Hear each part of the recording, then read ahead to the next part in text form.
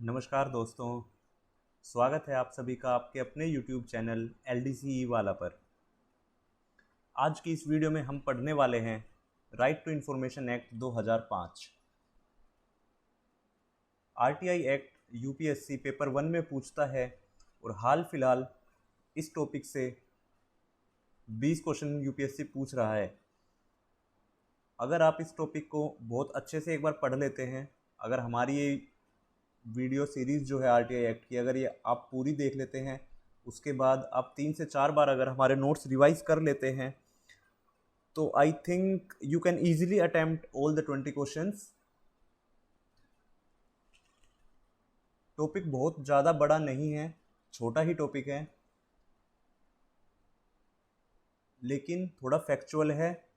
Facts जो हैं आपको थोड़े मेमोराइज करने पड़ेंगे, थोड़ा सा प्रोसीजरल्स भी हैं इसमें, वो भी आपको एक बार अच्छे से समझने पड़ेंगे। अगर एक बार आपने इस टॉपिक को अच्छे से समझ लिया तो आप बहुत इजीली अटेम्प्ट कर सकते हैं सारे के सारे क्वेश्चंस। तो चलिए स्टार्ट करते हैं।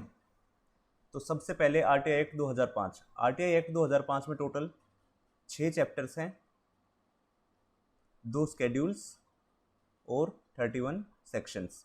ये इन्फॉर्मेशन भी इम्पोर्टेंट है क्योंकि UPSC एक बार तो ये क्वेश्चन पूछ चुका है कि RTI एक्ट में टोटल कितने स्केड्यूल्स हैं, तो आप ये इन्फॉर्मेशन भी अच्छे से याद रखेंगे।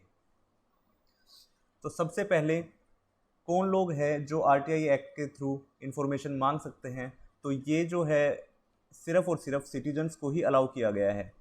जो भी इंडियन सिटीजन्स है सिर्फ वो ही RTI एक्ट के अंदर इन्फॉर्मेशन मांग सकते हैं, इंक्लूडिंग OCI मतलब overseas citizens of India and PIO persons of Indian origin. सिर्फ यही लोग इन्फॉर्मेशन मांग सकते हैं। OCI और PIO वाले लोग जो हैं ये लोग सब वही हैं जो फॉरेन कंट्रीज़ में रहते हैं। इसके अलावा इसमें एक बात और कि सिर्फ और सिर्फ सिटीजन्स ये इन्फॉर्मेशन मांग सकते हैं। अगर कोई कंपनी है या फिर कोई एसोसिएशन है, अगर वो कोई इन्फॉर्मेशन मांग रही है तो उसको इन्फॉर्मेशन प्रोवाइड नहीं की जाएगी। हालांकि अगर उस कंपनी में कोई भी एम्प्लॉय है वो अपने नाम से इन्फॉर्मेशन मांगता है तो उसको वो इन्फॉर्मेशन प्रोवाइड की जाएगी। ठीक है। तो उसके बाद RTI एक्ट 2005 जो बना था, एक्ट पार्लियामेंट ने जो इसको बनाया था वो बनाया था अंडर आर्टिकल 19(1). आर्टिकल 19 जो है वो भी हमारे सिर्फ और सिर्फ सिटीजन्स को ही प्राप्त है, नॉन सिटीजन्स के लिए आर्टिकल 19 नहीं है। इसी को यूज़ करते हुए पार्लियामेंट ने RTI एक्ट 2005 को पास किया था। इस एक्ट का पर्पज़ क्या है? To promote transparency and accountability, to contain corruption, ताकि करप्शन हमारा क्या हो, कम। जैसे ही गवर्नमेंट मशीनरी के अंदर थोड़ी ट्रांसपेरेंसी होगी, अकाउंटेबिलिटी होगी, करप्शन ऑटोमेटिकली रिड्यूस होगा। प्रेसिडेंट ने इस बिल पे कब साइन किए थे? 15 जून 2005। और नोटिफाई कब हुआ ये गैजेट में? ये हुआ 21 जून 2005। ये डेट्स भी आप इंपॉर्टेंट है, याद रखिए। नोटिफाई तो हुआ 2005 में, लेकिन विद इफेक्ट फ्रॉम, कमेंट्स कब से हुआ? ये हुआ कमेंट्स 12 अक्टूबर 2005। इसीलिए इसी वीक में हम RTI वीक भी सेलिब्रेट करते हैं, मतलब 5 से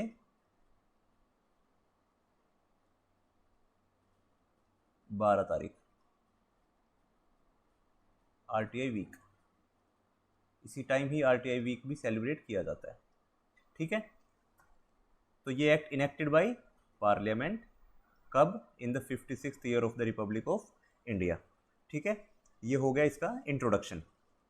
इसके बाद हम पढ़ते हैं चैप्टर 1। चैप्टर 1 में सबसे पहले है सेक्शन 1। सेक्शन 1 क्या क्या चीज़ें हमें बताता है कि इस एक्ट का टाइटल क्या होगा, इसका एक्सटेंट क्या होगा, कहाँ तक ये एप्लीकेबल होगा, और कमेंसमेंट कि कब से स्टार्ट होगा। तो सबसे पहले टाइटल इसका यही है, RTI एक्ट 2005। ठीक है। एक्सटेंड्स कहाँ तक है? To the whole of India. अभी ये पूरे इंडिया पे एक्सटेंड होता है, लेकिन जिस टाइम ये एक्ट आया था उस टाइम पूरे इंडिया पे नहीं था, except Jammu and Kashmir and Ladakh. After abrogation of article 370 वहाँ पे भी ये एक्सटेंड हो गया है, ठीक है। उसके बाद कुछ प्रोविजंस थे जो आ गए थे चलन में तभी के तभी जब ये स्टार्ट हुआ था, मतलब 21 जून को ही, ठीक है। कौन कौन से सेक्शंस? सेक्शन 4 का एक सबसेक्शन 1, सबसेक्शन 1 और 2 किसका? सेक्शन 5 का, और सेक्शन 12, 13, 15, 16, 24 एंड 27, 28। ये इन्फॉर्मेशन आपको याद करने की इतनी ज़रूरत नहीं है, बस आप एक नज़र मार के इसको देख सकते हैं। लेकिन जो बच गए थे सारे सेक्शंस वो कब आए? आफ्टर 120 डेज, मतलब कब से? 12 अक्टूबर 2005 से स्टार्ट हुए, ठीक है। इसके बाद आता है इंपॉर्टेंट डेफिनेशंस।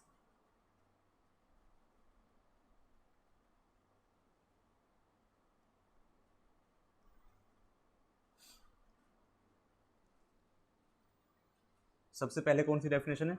डेफिनेशंस भी इंपॉर्टेंट है, यूपीएससी ये डेफिनेशंस भी पूछ चुका है कई बार कि ये, जैसे वो पर्टिकुलर पूछ लेता है कि अप्रोप्रिएट गवर्नमेंट कहाँ पर डिफाइंड है, तो सेक्शन 2A, ठीक है। तो सबसे पहले अप्रोप्रिएट गवर्नमेंट, अप्रोप्रिएट गवर्नमेंट क्या होती है? कोई भी अगर एक पब्लिक अथॉरिटी है, for any public authority, public authority क्या होती है? कोई भी मिनिस्ट्री या फिर कोई भी डिपार्टमेंट या फिर कोई भी ऑर्गेनाइजेशन, या तो एस्टेब्लिश्ड और कॉन्स्टिट्यूटेड, ओन्ड, कंट्रोल्ड या फिर सब्सटेंशियली फाइनेंस्ड, किसके द्वारा? अगर सेंट्रल गवर्नमेंट के द्वारा है या फिर स्टेट गवर्नमेंट के द्वारा है, तो सेंटर वाले के लिए सेंट्रल गवर्नमेंट होगी और स्टेट गवर्नमेंट वाले के लिए स्टेट गवर्नमेंट होगी। कोई भी पब्लिक अथॉरिटी अगर कॉन्स्टिट्यूट की गई है सेंट्रल गवर्नमेंट या फिर यूनियन टेरिटरी गवर्नमेंट से, तो उसकी अप्रोप्रिएट गवर्नमेंट कौन होगी? Central government. और कॉन्स्टिट्यूट की गई है अगर स्टेट गवर्नमेंट से, तो स्टेट गवर्नमेंट, ठीक है। इसके बाद है सेंट्रल इंफॉर्मेशन कमीशन, इसी को हम क्या बोलते हैं? CIC, यही क्या है? CIC, ठीक है। इसके बाद नेक्स्ट इज 2C, ये इंपॉर्टेंट है, CPIO। CPIO क्या होता है? Central public information officer. इसको कौन डेजिग्नेट करता है? इसको डेजिग्नेट करता है पब्लिक अथॉरिटी खुद। पब्लिक अथॉरिटी मतलब कोई भी मिनिस्ट्री, डिपार्टमेंट, ऑर्गेनाइजेशन बताएगा कि हमारा CPIO ये है। जनरली US रैंक ऑफिसर्स को ही CPIO बनाया जाता है, ठीक है। इसी की डेफिनेशन के अंदर इंक्लूडेड है CAPIO। CAPIO means central assistant public information officer, ठीक है। जनरली CAPIO कौन होते हैं? जो भी ASOs और SO होते हैं, जो भी असिस्ट करते हैं CPIO को इंफॉर्मेशन प्रोवाइड करने के लिए, उन्हीं को बोलते हैं CAPIO, ठीक है। Next is central information commissioner and information commissioner. जो भी CIC का हेड होता है उसको क्या बोलते हैं? सेंट्रल इंफॉर्मेशन कमिश्नर, और उसके साथ होते हैं इंफॉर्मेशन कमिश्नर्स उसको हेल्प करने के लिए। ये भी डिसाइड करते हैं कि जो भी कंप्लेंट्स या फिर अपील्स इनके पास आते हैं CIC के पास, तो इंफॉर्मेशन कमिश्नर्स जो हैं वो भी उसके ऊपर डिसीजंस लेते हैं। जनरली 10 इंफॉर्मेशन कमिश्नर्स होते हैं। इसकी पूरी कंपोजिशन CIC की क्या रहती है वो हम आगे पढ़ेंगे भी, ओके। इसके बाद हम देखते हैं कॉम्पिटेंट अथॉरिटी।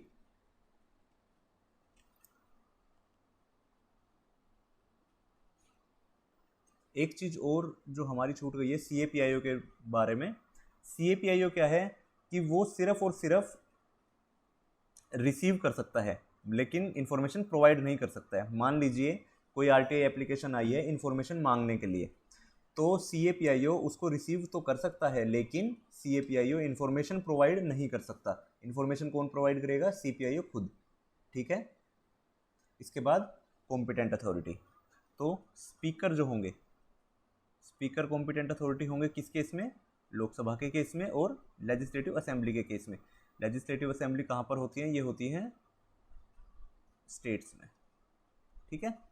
इसके बाद चेयरमैन होंगे कहाँ पे? राज्यसभा में एंड लेजिस्लेटिव काउंसिल।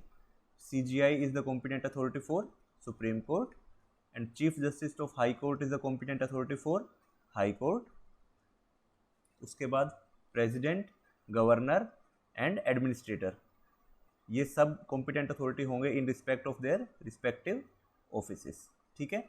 एडमिनिस्ट्रेटर कहाँ पे होते हैं? ये होते हैं यूनियन टेरिटरीज में।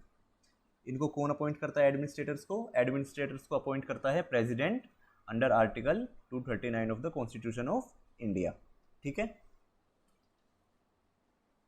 इसके बाद नेक्स्ट है डेफिनेशन, वो है इंफॉर्मेशन की डेफिनेशन। ये बहुत ही ज़्यादा इंपॉर्टेंट है कि इंफॉर्मेशन कहाँ पर डिफाइंड है। तो ये कहाँ पर डिफाइंड है, ये डिफाइंड है सेक्शन 2F में, इंपॉर्टेंट है ये भी। ठीक है, कोई भी मटेरियल किसी भी फॉर्म में हो अगर, तो वो इंफॉर्मेशन होगा, इंक्लूडिंग किसी भी फॉर्म, मतलब चाहे वो रिकॉर्ड्स हैं, कोई ओपिनियंस हैं, या फिर कोई एडवाइस भी हैं। ओपिनियंस और एडवाइस कहाँ से होती हैं, जैसे कि मान मैटलीजिए आपको कोई फाइनेंशियल मैटर्स में कोई भी ओपिनियन या एडवाइस चाहिए, तो आप कहाँ से लेंगे, मिनिस्ट्री ऑफ फाइनेंस से लेंगे। ह्यूमन रिसोर्सेज के मैटर्स में चाहिए तो DOPT से, UPSC से लेंगे। तो उनकी जो भी एडवाइस है, जो भी ओपिनियंस है, वो भी एक इन्फॉर्मेशन है। इसके अलावा ऑर्डर्स हैं, log books, documents, memos, press release, contracts, emails, circular, reports, ये सब भी इंफॉर्मेशन ही हैं। ठीक है, इसके अलावा कुछ भी पेपर्स हैं, वो सब भी इंफॉर्मेशन हैं।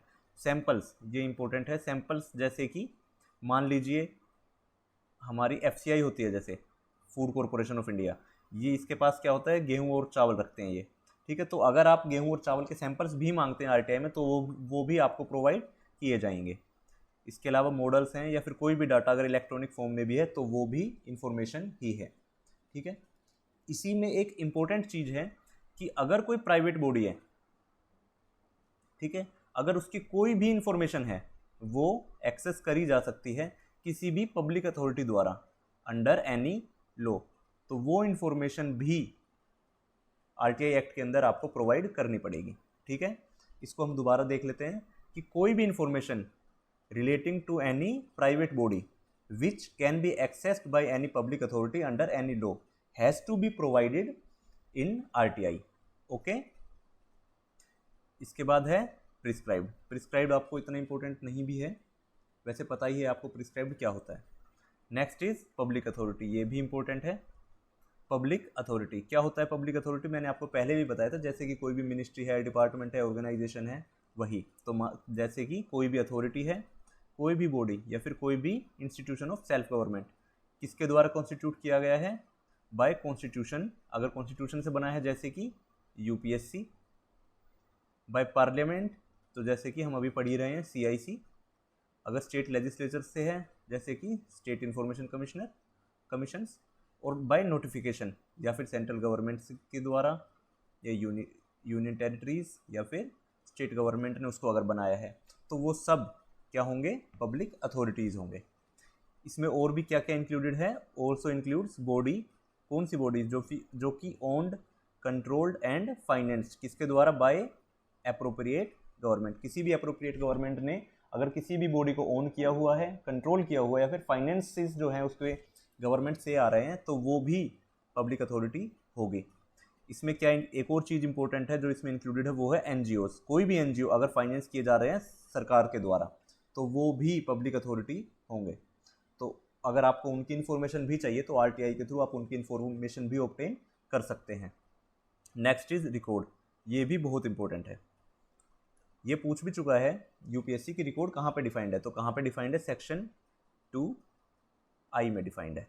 ठीक है, तो क्या होता है रिकॉर्ड, कोई भी डॉक्यूमेंट, या फिर कोई भी मैन्यूस्क्रिप्ट, कोई भी फाइल, ठीक है, कोई भी माइक्रोफिल्म, माइक्रोफिश, या फैसिमल कॉपीज, ये किसकी होती हैं, ये वाली सारी होती हैं जो भी बहुत इंपॉर्टेंट डॉक्यूमेंट्स हैं, बहुत ही ज़्यादा इंपॉर्टेंट डॉक्यूमेंट्स हैं, तो वो ख़राब ना हो इसके लिए उनकी माइक्रोफिल्म बना के रख ली जाती है, या फिर माइक्रोफिश बना लेते हैं, फैसिमल कॉपीज़ बना लेते हैं, ताकि ओरिजिनल डॉक्यूमेंट कभी भी ख़राब ना हो, और जब भी चाहिए होता है आपको यही सारी चीज़ें प्रोवाइड कर दी जाती है, इन्हीं की copies.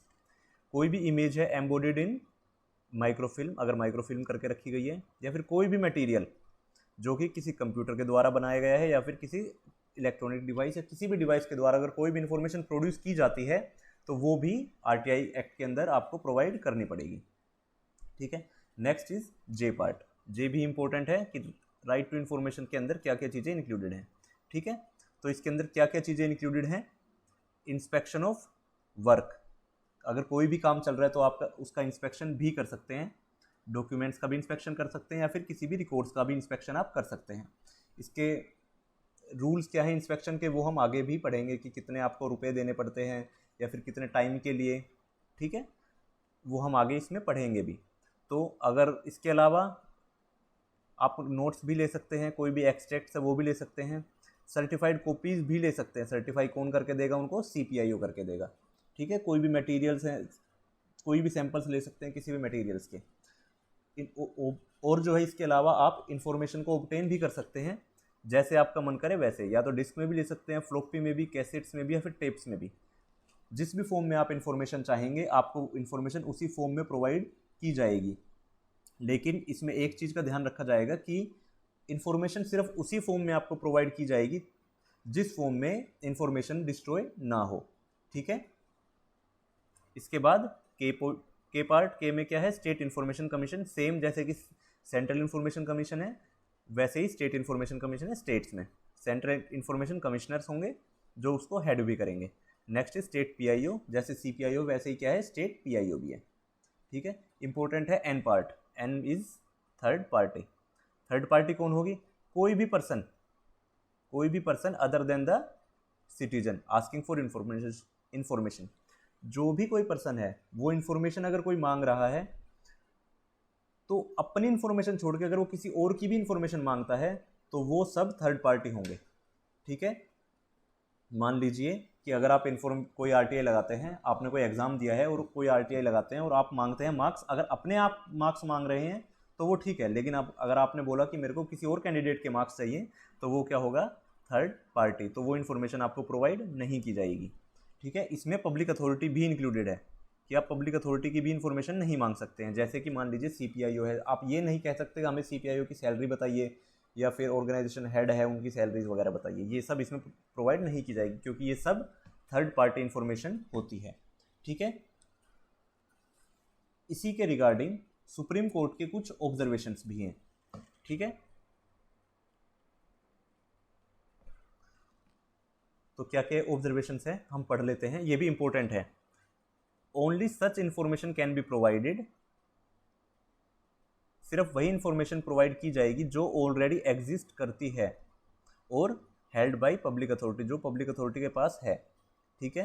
Held by public authority मतलब as per the record retention schedule, जो कि हमारा एक रिकॉर्ड रिटेंशन स्केड्यूल होता है कि कोई भी इंफॉर्मेशन कितने टाइम तक हमें अपने पास रखनी है। अगर वो इंफॉर्मेशन एग्जिस्ट करती है और हमारे पास है तभी वो इंफॉर्मेशन प्रोवाइड की जाएगी, ठीक है। इसके अलावा नेक्स्ट है कि PIO जो होता है he is not suppose to create information. कोई भी इन्फॉर्मेशन वो क्रिएट नहीं करेगा, जो इन्फॉर्मेशन उसके पास है वही प्रोवाइड करेगा। इंटरप्रेट भी नहीं करेगा इन्फॉर्मेशन, जैसी भी इन्फॉर्मेशन उसके पास है वो एग्जैक्ट वही उसको उठा के प्रोवाइड कर देगा।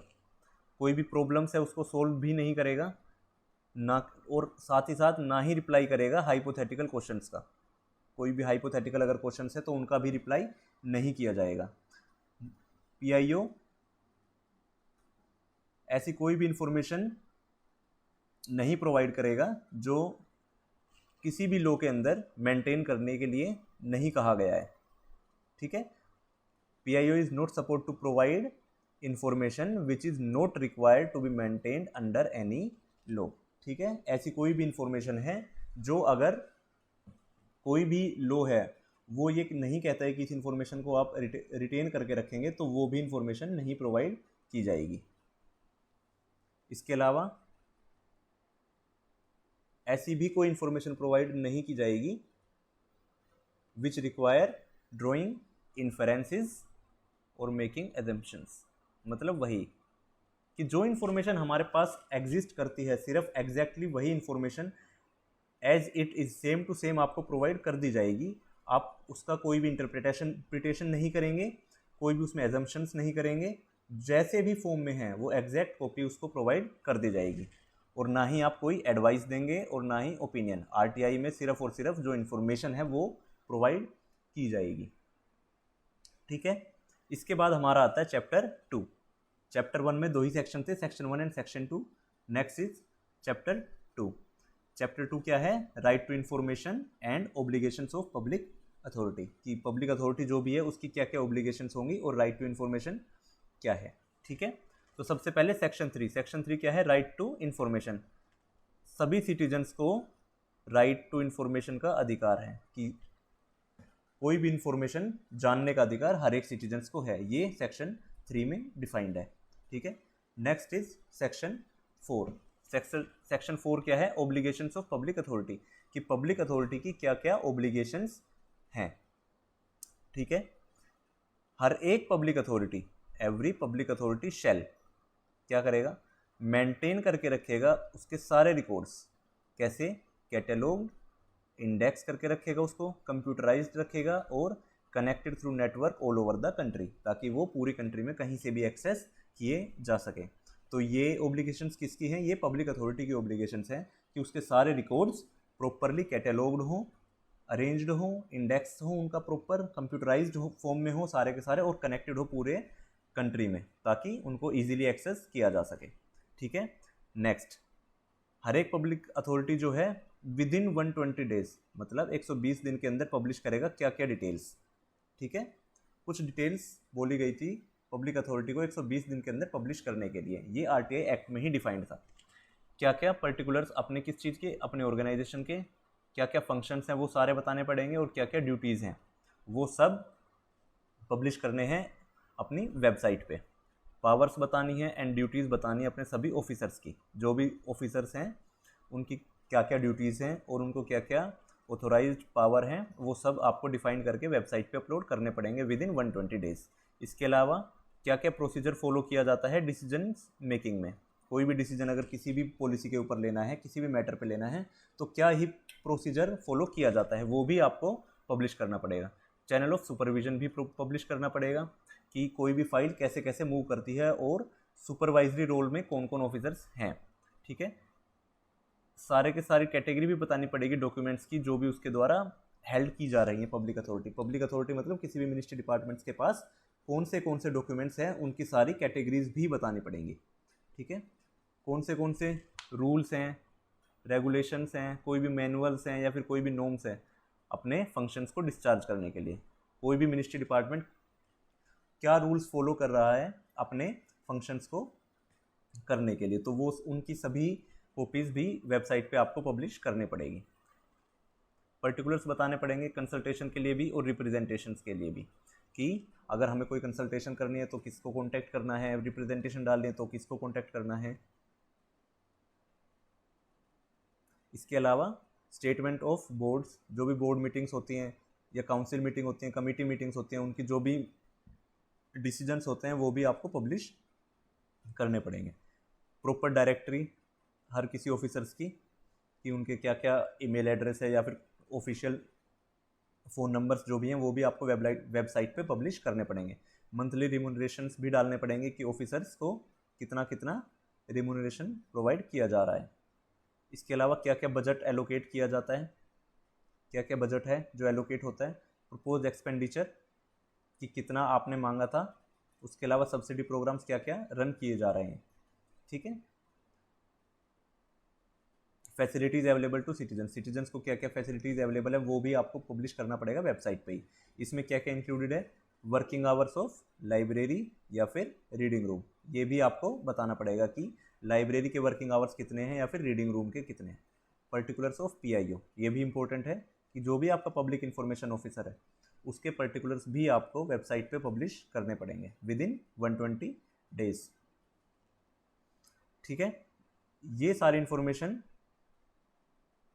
हर साल आपको अपडेट भी करनी है, उसके साथ साथ जो भी इंफॉर्मेशन अभी हमने ऊपर पढ़ी है ये सारी to be updated every year, ठीक है। ये भी एक्ट में ही कहा गया था। इसके अलावा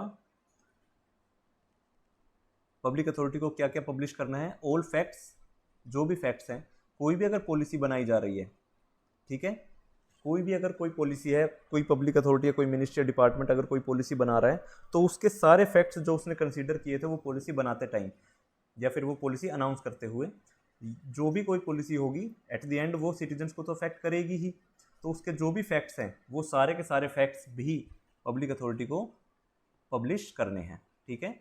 decisions which affect the public, ठीक है। Next is provide reasons for its administrative and quasi judicial decisions to the affected persons.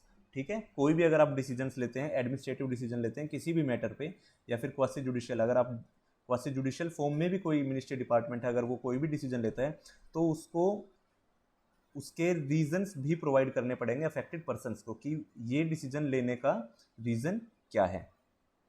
ठीक है, ये बहुत इंपॉर्टेंट चीज़ें हैं, आप इनको एक बार पढ़ लीजिए कि कहाँ पे डिफाइंड है, डी पार्ट में डिफाइंड था ये। नेक्स्ट इज सेक्शन 4.2, ये इंपॉर्टेंट है, कई बार पूछ भी चुका है। Provide as much information suo moto to the public. ठीक है, जितनी इन्फॉर्मेशन हो सके उतनी खुद से ही प्रोवाइड कर दी जाए ताकि कम से कम आरटीआई हमारे पास आए, ज़्यादातर इन्फॉर्मेशन पब्लिक को वेबसाइट से ही ऑब्टेन हो जाए। ठीक है, नेक्स्ट इज सेक्शन 4.3, इंफॉर्मेशन जो है वो इस मैनर में आपको वाइडली डिसेमिनेट करनी है जो कि इजीली एक्सेसिबल हो। ऐसा नहीं है कि आप बहुत ही कॉम्प्लेक्स तरीके से आप इन्फॉर्मेशन को अपलोड कर दे ताकि वो एक्सेसिबल ही ना हो नॉर्मल पब्लिक के लिए। तो आपको बिल्कुल ही इजी मेथड्स अपनाने हैं इन्फॉर्मेशन को डिसेमिनेट करने के लिए, मतलब लोगों तक पहुंचाने के लिए, इन manner which is easily accessible. ठीक है, और जो इन्फॉर्मेशन लोगों तक पहुंचानी है उसके लिए आपको कुछ चीज़ों का ध्यान भी रखना पड़ेगा, टेकिंग इनटू कंसिडरेशन। किस किस चीज़ का? कॉस्ट इफेक्टिवनेस, कि ज़्यादा खर्चा भी ना हो।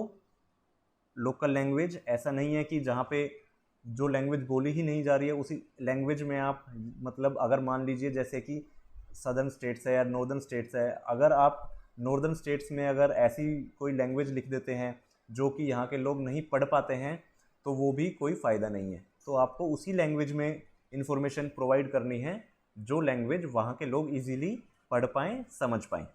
ठीक है, इसके बाद most effective method of communication in that local area, उस लोकल एरिया में कोई भी इंफॉर्मेशन डिसेमिनेट करने के लिए मोस्ट इफेक्टिव मेथड, ताकि लोगों तक इंफॉर्मेशन इजीली पहुंच पाए। आप न्यूज़पेपर्स वगैरह में प्रिंट करा सकते हैं, नोटिस बोर्ड्स पे लगवा सकते हैं, एडवर्टाइजमेंट्स वगैरह चला सकते हैं, जैसे भी मतलब आप इंफॉर्मेशन लोगों तक पहुंचा सकते हैं।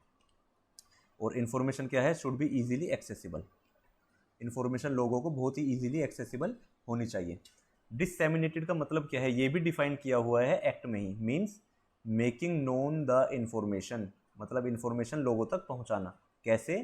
Through notice boards, newspapers, public announcements भी कर सकते हैं, मीडिया के थ्रू भी आप पहुंचा सकते हैं, इंटरनेट के थ्रू भी, जो भी इजी मेथड्स हैं और जैसे भी लोग अच्छे से समझ पाए उसी तरह से आपको इन्फॉर्मेशन को लोगों तक पहुंचाना है।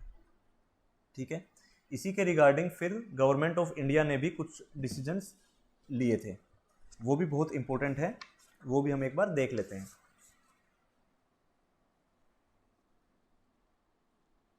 सबसे पहला है अपडेटिंग ऑफ रिकॉर्ड्स। ठीक है, इसके लिए सेकंड एआरसी रिपोर्ट थी, जो एआरसी मतलब एडमिनिस्ट्रेटिव रिफॉर्म्स कमेटी। ठीक है, उसकी एक रिपोर्ट थी, सेकंड रिपोर्ट, उसमें एक चैप्टर है RTI master key to good governance.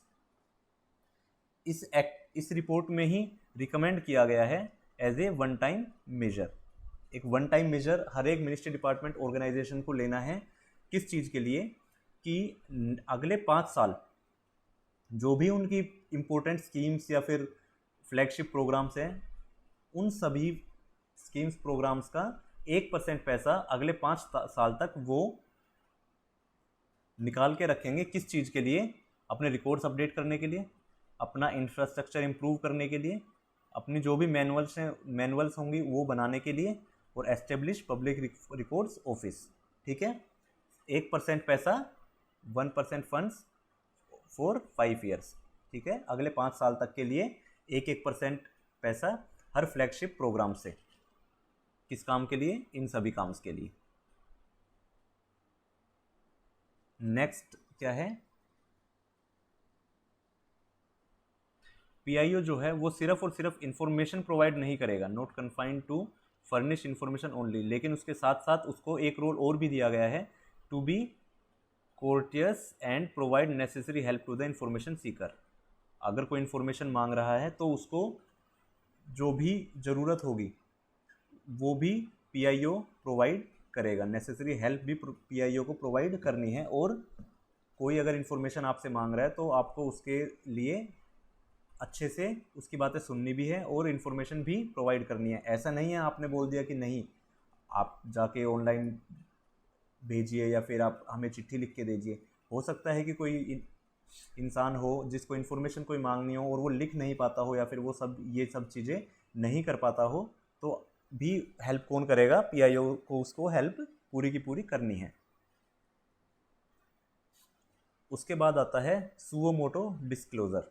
Suo motu disclosure जो अभी हमने पढ़ा था कि सुओ मोटो मतलब खुद से ही बिना मांगे ये डिस्क्लोज करने वाली जो चीज़ है, ये सब क्या है, एक स्टैट्यूटरी रिक्वायरमेंट है। मतलब ये लॉ में ही लिखा हुआ है कि आपको ये करना ही है। ठीक है, सुओ मोटो डिस्क्लोज क्या क्या चीज़ें करनी है, डिटेल्स किस किस चीज़ की, जो भी फॉरेन या फिर डोमेस्टिक टूर्स हैं, किस मिनिस्टर्स के हैं या फिर पीएम के हैं, जेएस एंड अबव ऑफिसर्स जो भी हैं उनके जो भी टूर्स हैं या फिर किसी भी एचओडी के जो भी टूर्स हैं, उन सब की इंफॉर्मेशन सुओ मोटो प्रोवाइड करनी है।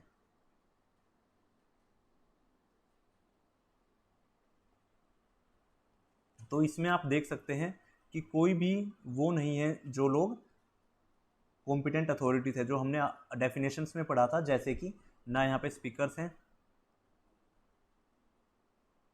ना चेयरमैन, ना सीजीआई, ना प्रेसिडेंट, ना एडमिनिस्ट्रेटर, कोई भी नहीं है। सिर्फ और सिर्फ ministers and PM, JS and above officers and HOD. Competent authority के जो भी डिटेल्स हैं होंगे टूर्स के, उनको उनके लिए नहीं बोला गया है कि वो सुओ मोटो आपको डिस्क्लोज करने हैं। कब से करने हैं, और ये इफेक्टिव था कब से, 1 जनवरी 2012 से। 1 जनवरी 2012 के बाद जितने भी टूर्स की डिटेल्स होंगी वो सब सुओ मोटो डिस्क्लोज करनी है। और इसको कब कब अपडेट करना है, क्वार्टरली अपडेट करना है। कब से, 1 जुलाई से। 1 जुलाई के बाद हर 3 महीने में आपको अपडेट करना है इस इंफॉर्मेशन को भी।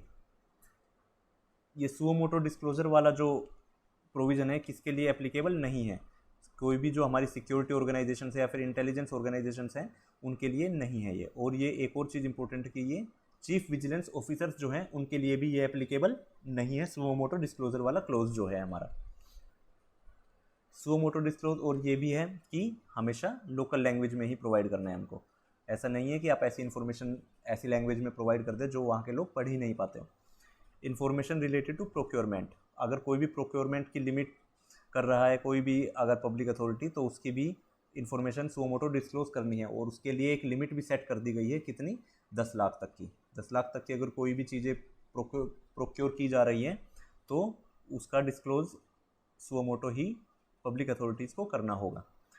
कोई भी information related to public private partnership, triple P mode पे अगर कोई भी प्रोजेक्ट्स है, कोई भी मिनिस्ट्री या डिपार्टमेंट कोई भी प्रोजेक्ट ट्रिपल-पी मोड पे कर रहा है, तो उसकी सारी इन्फॉर्मेशन भी सुओ मोटो ही डिस्क्लोज करनी होगी।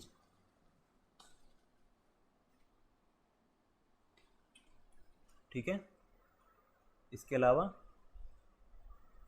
ट्रांसफ़र पॉलिसी जो होती है या फिर ट्रांसफ़र ऑर्डर्स, वो भी सुओ मोटो ही डिस्क्लोज करने होंगे।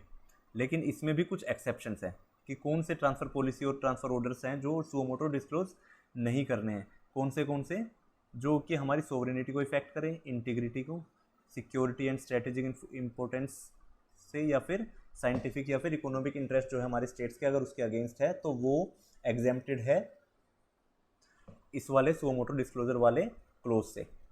इसके अलावा आरटीआई एप्लीकेशंस एंड अपील्स, जो भी आरटीआई एप्लीकेशंस आती हैं और या फिर जो भी अपील्स आती हैं और उनके जो भी हमने रिस्पॉन्सेज दिए हैं, जो भी हमने रिप्लाईज किए हैं, वो सब भी सुओ मोटो ही डिस्क्लोज करने हैं।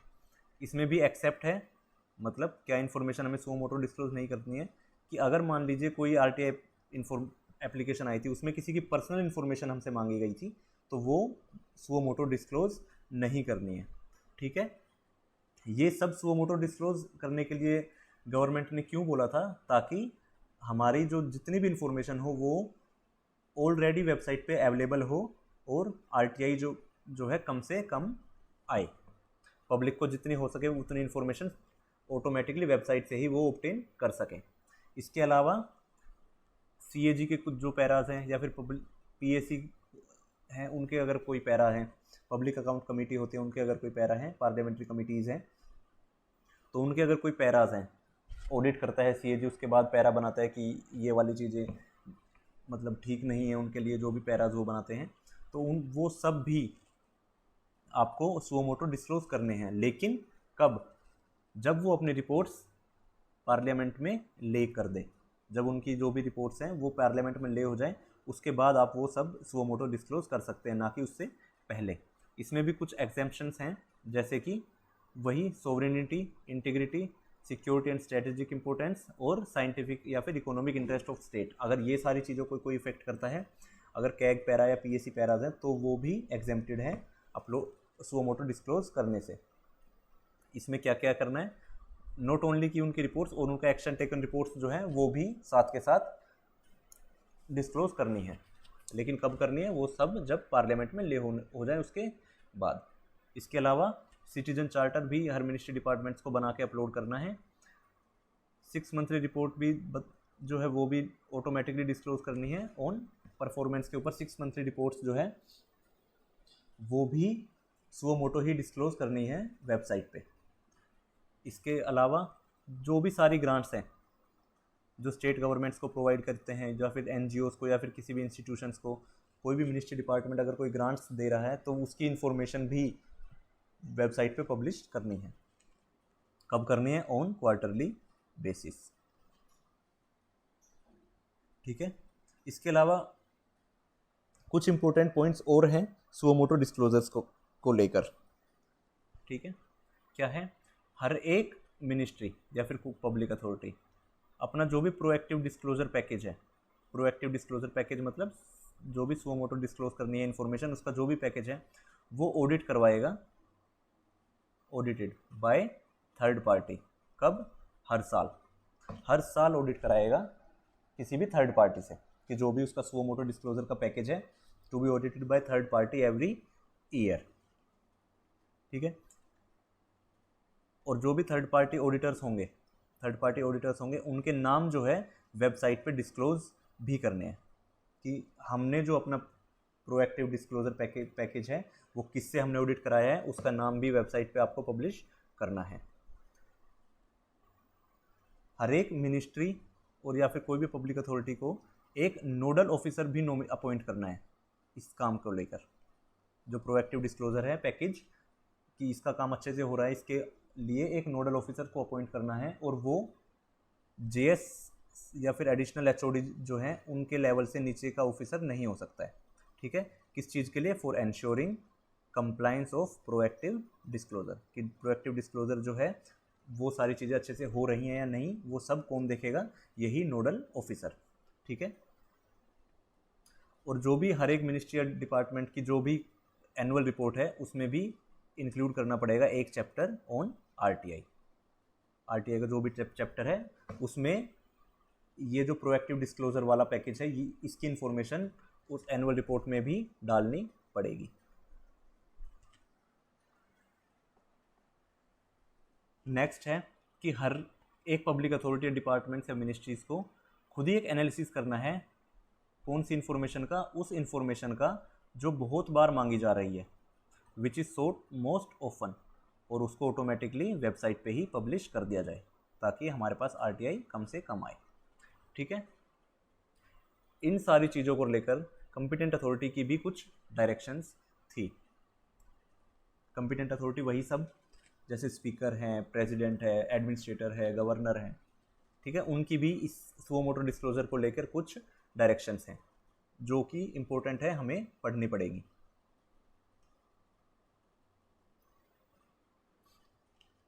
सबसे पहले पब्लिक अथॉरिटी एक कंसल्टेटिव कमिटी कॉन्स्टिट्यूट करेगा। किस चीज़ के लिए? कि वो अपनी एडवाइस दे कि कौन सी इन्फॉर्मेशन अपलोड की जाएगी सुओ मोटो। ये कमेटी बताएगी कि कौन सी इन्फॉर्मेशन सुओ मोटो हमें डिस्क्लोज करनी है। इसके अलावा एक इंफॉर्मेशन एंड फैसिलिटेशन सेंटर भी सेटअप किया जाएगा। किस चीज़ के लिए? To educate and to provide publications to the citizens को इंफॉर्मेशन प्रोवाइड करने के लिए और उनको सारी चीज़ें समझाने के लिए। और जो वो कमेटी होगी, वो कमेटी में कौन कौन होंगे? पीआईओ, पब्लिक इंफॉर्मेशन ऑफिसर्स, और उसके साथ एफएए मतलब फर्स्ट अपीलेट अथॉरिटी। ठीक है। PIO में कौन कौन आएंगे, CPIO प्लस CAPIO।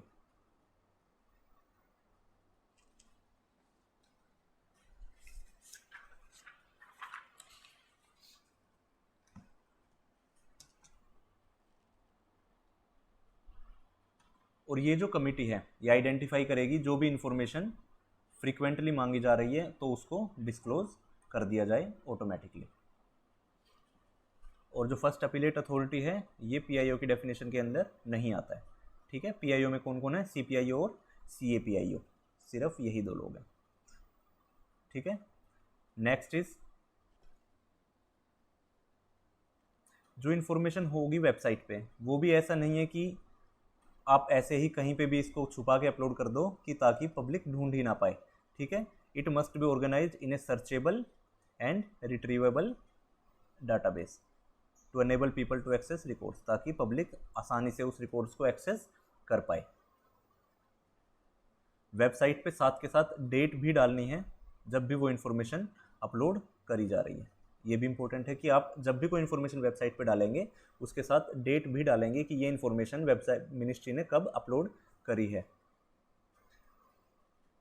और इसके अलावा एक ट्रांसपेरेंसी ऑडिट भी कराया जाएगा by training institutes of each ministry. Her ministry के जो ट्रेनिंग इंस्टीट्यूट्स हैं वो भी एक ट्रांसपेरेंसी ऑडिट करेंगे, किसका, वेबसाइट का, और जो भी सुओ मोटो डिस्क्लोजर इन्फॉर्मेशन है उसका, ठीक है। तो यही सब था सेक्शन 4। सेक्शन 4 आपने देखा बहुत इंपॉर्टेंट है। इसके साथ साथ इसमें कुछ गवर्नमेंट ऑफ इंडिया के डिसीजंस भी थे, वो भी इंपॉर्टेंट है, वो भी आपको बहुत अच्छे से पढ़ने हैं। और कुछ डायरेक्शंस भी है कॉम्पिटेंट अथॉरिटी की, वो भी पढ़नी है, ठीक है। इंपॉर्टेंट है, सवाल इससे UPSC पूछता है। Next is section 5। सेक्शन 5 क्या है, designation of public information officer, कौन होगा PIO, ठीक है। तो इसके लिए हर एक पब्लिक अथॉरिटी को 100 दिन दिए गए थे CPIO और स्टेट PIO बताने के लिए, ठीक है। डेजिग्नेट करेंगे वो किसको, एक CPIO बनाएंगे, अगर स्टेट में है तो स्टेट PIO। किस चीज़ के लिए, CPIO का काम क्या है, इन्फॉर्मेशन प्रोवाइड करने के लिए। डेजिग्नेट करने के लिए कितने दिन दिए गए थे, 100 दिन दिए गए थे, ठीक है। इसके साथ साथ पब्लिक अथॉरिटी डेजिग्नेट करेगा किसको, CAPIO और स्टेट APIO को भी, मतलब CPIO की डेफिनेशन में ही है ये दोनों भी। इन दोनों का काम क्या है कि ये एप्लीकेशन को रिसीव कर सकते हैं, एप्लीकेशन को भी और अपील को भी। मान लीजिए आपने किसी इन्फॉर्मेशन, कोई भी RTI एप्लीकेशन आई, आपने उसकी इन्फॉर्मेशन प्रोवाइड की, और अगर जो इन्फॉर्मेशन सीकर है, एप्लीकेंट है, अगर उसको उस इन्फॉर्मेशन से वो सेटिस्फाइड नहीं है तो वो अगर अपील करता है तो वो अपील भी CAPIO या फिर स्टेट APIO जो है वो रिसीव कर सकते हैं। इसके साथ साथ वो क्या कर सकते हैं कि फॉरवर्ड भी कर सकते हैं अपील्स को और एप्लीकेशंस को, कहाँ पर, CPIO और फर्स्ट अपीलेट अथॉरिटी के पास या फिर CIC के पास। इन सब के पास भी फॉरवर्ड करने की पावर उनके पास है, लेकिन इन्फॉर्मेशन वो प्रोवाइड नहीं कर सकते हैं। तो एक और चीज़ इसमें इंपॉर्टेंट है कि अगर कोई एप्लीकेशन है, अगर वो रिसीव करी है किसने, CAPIO ने, तो उसमें 5 दिन ऐड हो जाएंगे रिप्लाई टाइम में, ठीक है। नॉर्मल रिप्लाई टाइम कितना है, 30 दिन, लेकिन अगर CAPIO ने एप्लीकेशन रिसीव की है तो उसमें हमारे टोटल दिन कितने हो जाएंगे, 30 + 5 दिन उसमें ऐड हो जाएंगे। क्यों, क्योंकि वो एप्लीकेशन किसने रिसीव की है, CAPIO ने रिसीव की है, ठीक है। CPIO असिस्टेंस भी प्रोवाइड करेगा इन्फॉर्मेशन सीकर को, ठीक है। ये भी डिफाइन किया गया है यहीं पे ही।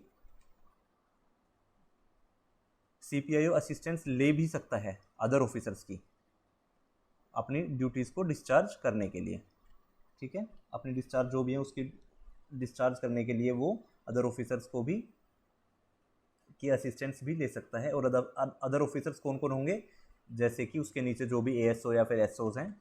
जनरली CPIO कौन होता है, US रैंक ऑफिसर्स, हमने पहले भी डिस्कस किया था ये, ठीक है। ये जो ऑफिसर्स हैं जिनके असिस्टेंस CPIO लेता है, ये नॉट डीम्ड एज PIO, ये PIO नहीं माने जाएंगे। Can not provide information under their signature, information provide नहीं कर सकते हैं ये लोग, ये और सिर्फ क्या करेंगे, असिस्टेंस ही देंगे CPIO को, और ये CPIO भी माने जाएंगे, लेकिन ये इंफॉर्मेशन प्रोवाइड नहीं कर सकते हैं। ठीक है, इसके लिए रिगार्डिंग गवर्नमेंट ऑफ इंडिया के भी कुछ डिसीजंस हैं कि RTI एक्ट जो है it does not prescribe any format for seeking information. आप कोई भी एप्लीकेशन इस बेसिस पे रिजेक्ट नहीं कर सकते हैं कि ये पर्टिकुलर फॉर्मेट में नहीं है। ठीक है, क्योंकि RTI एक्ट कोई भी फॉर्मेट प्रिस्क्राइब नहीं करता है कि पर्टिकुलर फॉर्मेट में इंफॉर्मेशन मांगी जाएगी तभी मिलेगी, ऐसा कुछ भी नहीं है। ठीक है, next is mode of payment of fees. Fees कैसे कैसे दे सकता है कोई भी एप्लीकेशन लगाने वाला, जैसे कि DD डिमांड ड्राफ्ट दे सकता है, चेक भी दे सकता है, पोस्टल ऑर्डर्स के थ्रू भी कर सकता है। ये सब किसके नाम में पेएबल होंगे? Payable in the name of accounts officer. इसके अलावा कैश भी दे सकता है या फिर ऑनलाइन UPI वगैरह से भी आप पे करके RTI लगा सकते हैं।